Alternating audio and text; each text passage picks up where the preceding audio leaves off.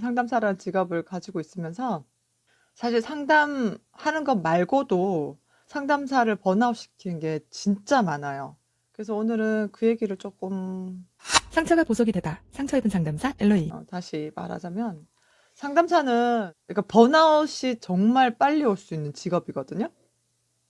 왜냐면 그 많은 이유 중에 하나가 그런 거 있는 것 같아요. 그러니까 과도하게 상담사에게 윤리 좀 우리가 성취할 수 없는 그런 수준의 어떤 윤리적인 것까지 대중이 혹은 또 상담사 본인이 요구하는 것 같아요. 그런 거를 그냥 그러려니 하고 물 흐르듯이 그 사람들은 이걸 요구하구나. 나는 어떻게 그렇게 될 수 있는 사람이 아닌데 뭐 이렇게 생각하면 좀 편해지는 거고 그렇지 않고 거기에 계속 맞추려고 하면 힘들어지고 저는 내가 아는 걸 누군가 공유하는 거 그걸 좋아해요. 음. 좋아해서 하는 건데 이게 좀 내가 다뤄야 될 문제인 것 같아요. 뭐 여러 가지 측면으로 해석할 수 있는데 뭐 내가 받고 싶은 것을 이제 타인에게 해준다 이렇게 심리학적으로는 해석도 할 수 있고 또 한편으로는 그러니까 그 사람들이 불쌍하게 보이고 뭐 도와주고 싶고 뭔가 알려주고 싶은 내면의 욕구가 뭔가 그걸 설명할 수 있어야 되는데 그냥 저는 누군가를 좀 도와주는 거를 그러니까 도와주는 게 아니고 정확히 말하면 내가 아는 거를 공유하는 거 이거 굉장히 좋아했던 것 같아요.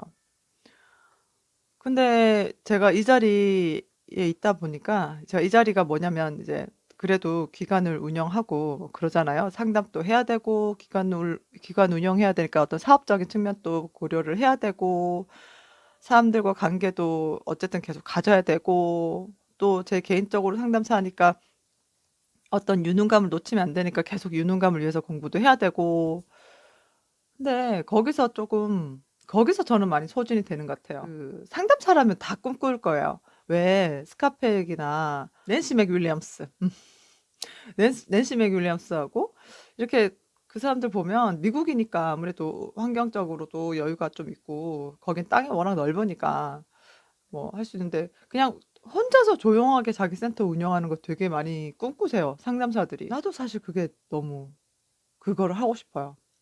근데 또 혼자 하면 또 심심하잖아. 그래서 동료 한두 명 정도 하고 마음 맞는 동료 그렇게 일을 하고 싶은데 그게 참 특히 상담에서는 정말 힘든 것 같아요. 특히 한국 사회에서 어쨌든 이 공간을 누군가 사용을 하려면 그 공간에 대한 책임 뭐 이런 하여튼 뭐 그 기타 등등 있으니까 그거에 대해서 이제 추구는 하지만 쉽게 이룰 수가 없는 그래서 결국에는 원로들이 다들 시간이 지나고 이제 다 하다 보면 결국 혼자서 조용히 어디선가 조용히 하는 거죠. 요즘엔 나도 이제 그런 생각이 좀 드는 거예요. 음, 어떤 기타 부대 비용 들지 않고 좀 조용한 곳에서 나 혼자 나를 만나러 오는 사람들을 뭐 제한적이거든요. 그러니까 상담사가 상담을 많이 하고 싶고 뭔가 유명해지고 싶어도 그게 한계가 되게 상담사는 특히 커요. 왜냐면 상담사가 일주일에 받을 수 있는 내담자의 수가 정말 한계가 좀 커요. 뭐 예전에는 정말 미친 척하고 제가 35케이스도 받고 이렇게 하는데 지금은 일주일에 그렇게 받으면 전 죽을지도 몰라요. 보통 상담사들이 감당할 수 있는 적절한 사례는 한 일주일에 16, 15케이스 같아요. 나머지는 연구해야 되니까. 근데 이제 그 예전에는 막 어쨌든 먹고 살아야 되니까 막 그렇게 됐는데 이제 그런 과정을 다 겪고 나니까 여러 가지로 상담사가 상담을 하면서만 번아웃이 오는 게 아니고 상담을 하고 준비하는 과정에서 굉장히 번아웃도 커요, 사실은. 그러니까 상담을 하나 하고 나면 그 다음에 기다리는 것들이 너무 많아요, 상담사에게는. 우선 제일 부담되는 게 이제 행정 처리. 그게 제일 부담이 되죠. 그리고 한국상담심리학회나 뭐 한국상담학회 이쪽에 보면 그걸 해야 돼요. 그러니까 슈퍼비전, 공개 사례 발표, 뭐 심리검사대로 슈퍼비전 받아야 되고 이게 1급이 된다고 해서 끝나는 게 아니고 계속 해야 되는 거예요, 계속. 그러면 그런 심리적인 것 때문에 그러니까 그 심리적인 게 뭐냐면 그걸 준비하는 과정에서 압박을 느끼고 그리고 그걸 준비를 다 해서 뭐 그룹이면 그룹 아니면 개인이면 개인에게 피드백 받는 시간이 있는데 그것 또한 스트레스인 거예요. 상담사에겐. 좋은 말만 들을 수 없잖아요. 어차피 슈퍼비전을 못한 거 갖고 간단 말이에요. 잘한 건 안 갖고 가. 왜냐면 잘한 거 갖고 가서 칭찬받고 뭐 자기가 잘 대처했는데 그거 갖고 뻔한 거 슈퍼비전 받으면 돈 아까우니까. 그래서 어려운 거 모르는 거 갖고 가는데 그러다 보니까 좋은 소리 못 듣죠. 그러니까 상담사는 그런 그러니까 되게 이런 것들이 많이 노출되어 있는 것 같아요. 부정적인 피드백. 음. 근데 상담사에겐 또 강한 멘탈을 요구하죠. 강한 멘탈을. 그런 거 당연히 들어도. 근데 그렇게 해서 상담사가 좀 변화되면, 성장하면 사실 가르치는 사람도 좋고 배우는 사람도 좋겠죠. 근데 제가 가르치는 입장이 되기도 하고, 물론 학회에서는 1급이 아니지만 슈퍼바이저는 아니지만 어쨌든 다른 제가 자격증으로는 슈퍼바이저급이니까 그렇게 가르치는 입장에서도 있어 보고 가르침을 받는 입장에서도 있어 보는데 참 가르치는 입장에서 반복해서 그거를 지도를 했을 때 수정되지 않으면 그것 또한 상담사에게는 그러니까 슈퍼바이저 입장이겠죠? 그것 또한 소진이 오는 거예요, 사실은. 그러니까 상담사에게는 소진되는 요소가 너무 많아. 음. 그리고 제가 이제 글을 올린 것 중에서도 상담사의 어떤 개인사, 어, 내가 그냥 아이를 키우고 있어도 나는 그냥 평범 엄마가 아닌 거예요. 그냥 쟤는 상담사 아들이고, 근데 요거는 사실 비슷한 직군들 있죠. 선생님들도 있고, 뭐 교수도 있고, 또 뭐 성직자, 특히 성직자들한테 되게 과도하게 그런 걸 요구하잖아요. 그것처럼 뭐 성직자나 이런 사람들한테는 자질을 별로 논하지 않는데 특히 상담사한테는 상담사의 가족과 관련된 거는 뭐 툭 하면 자질을 논해요. 음. 어떤 문제에 있어서 굉장히 허위적으로 하기를 원하고 그런 부분에서 이제 굳이 안 당하고 겪지 말아야 될 그런 것들에서도 되게 번아웃을 경험해요, 소진을. 그러니까 불필요한 에너지를 계속 소진당하는 거죠. 개인 문제뿐만 아니라 주변의 여타 관련된 관계하는 사람들로 인해서 상담사라는 이유로. 그래서 이 상담사라는 일이 정말 좀 특이한 것 같아요. 특이한 것 같아요.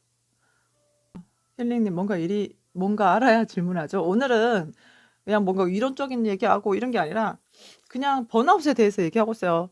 상담사 번아웃에 대해서. 상담사 굳이 아니더라도 일상적인 번아웃도 포함되겠죠. 음. 그래서 내 영상이 참 재미없나 보다. 왜냐면 작년에 그러니까 나름대로 요령을 피운다고 그러니까 시간도 없고 뭔가 준비도 많이 해야 되고 편집도 해야 되고 저는 여러분들 제 영상 보면 알겠지만 가끔 가다가 효과음 넣고 막 자막 넣지 저는 정말 자막 넣을 여유도 없어요. 좀 죄송하긴 한데 뭐 만드는 만큼 퀄리티가 그것밖에 안 되니까 그럴 수도 있는데 아 진짜 요즘에는 시간이 참 귀하다 생각이 들어요. 재밌어요? 다행이에요. 좀 더 효과음 같은 거 넣고 막 자막 넣고 이러면 더 재밌을 것 같은데 제가 그럴 여력이 거의 없어서 가끔 생각나면 그런 거 넣어버리면 막 편집 시간이 두세 배 걸리거든요. 봅시다. 핑크제리님, 사실 제가 상담실 데스크에서 근무하고 있는데 혹시 데스크 직원들과의 문제는 없으신가요? 아, 힘들었죠. 사람 잘못 들어오면 정말 힘들어요. 사람 잘못 들어오면. 그러니까 한 번 보고 면접 보고 그 사람 판단할 수 없잖아요. 그러면 제가 여러 분을 좀 정말 이제 채용을 해봤었는데 이 일이 그렇게 힘든 일이 아니니까 제 나름대로 생각으로 힘든 일이 아니라서 가볍게 그냥 알바들을 채용을 했거든요. 물론 지금도 이제 지금은 전공한 선생님이 알바로 하고 계세요.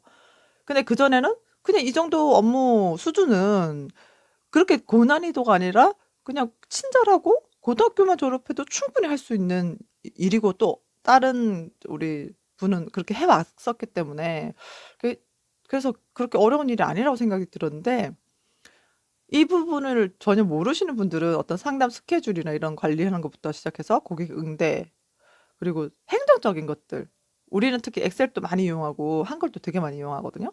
그런 것들이 어렵고 하시면 되게 어렵더라고요. 그러니까 행정 직원하고 뭐 신경전하고 이렇게 말 안 들어서 이런 걸로 우리는 그렇게 일어날 일은 없고, 업무를 정말 못해서 막 상담 스케줄 제대로 해야 되는데 스케줄 제대로 정리 못하고 그런 것들. 그런 거에 저희 거의 뭐 작년 9월부터는 거의 폭발했죠, 폭발. 그래서 알바들이 막 그전에는 되게 장기적으로 근무를 하셨거든요, 선생님들이. 그러니까 행정 선생님들이. 근데 이제 좀 어린 친구들을 장기간 알바처럼 장기 알바로 썼기 때문에, 왜냐면 그 정직을 뽑게 되면 상담비가 엄청 올라가야 되잖아요. 그게 다 부대 비용이니까. 그래서 최대한 어쨌든 감당할 수 있는 수준으로 사람을 파트타임으로 쓴단 말이에요, 저희도. 그래서 어쨌든 그전에는 선생님들이 잘 해주셔서 큰 무리 없이 했는데, 작년에 9월부터 7월부터 거의 뭐 11월 달까지 전쟁이었던 것 같아요. 사람 구하는 게. 정말 스트레스 많이 받았고. 근데 그것보다 이거는 나중에 기관 운영하실 분들이라면 참고하세요. 그러니까 상담계는 상담사들 많이 놔두고 그렇게 뭐 마진 떼서 상담으로 돈 번다는 생각하면 안 돼요. 이직률도 되게 높고, 그리고 상담 선생님들 행정 되게 취약하거든요. 진짜 행정이 엄청 취약해요. 그래서 그거 막 뒤치다거리 하고, 정말 상담사들 많은 곳은, 허그맘 이런 데는 상담사들 정말 많잖아요. 체인점 이런 데는. 그런 데는 정말 어떻게 다 관리를 할까? 제 아는 선생님도 이제 바우처 전문으로 하시는데 상담사 정말 많거든요. 정말 미치려고 하더라고요, 상담사들 때문에. 책임감도 이제 없는 분도 너무 많고. 외진님, 안녕하세요. 저 한양사이버대학 상담심리학과 합격했어요. 축하해요. 거기 또 논문 좀 나오시더라고요.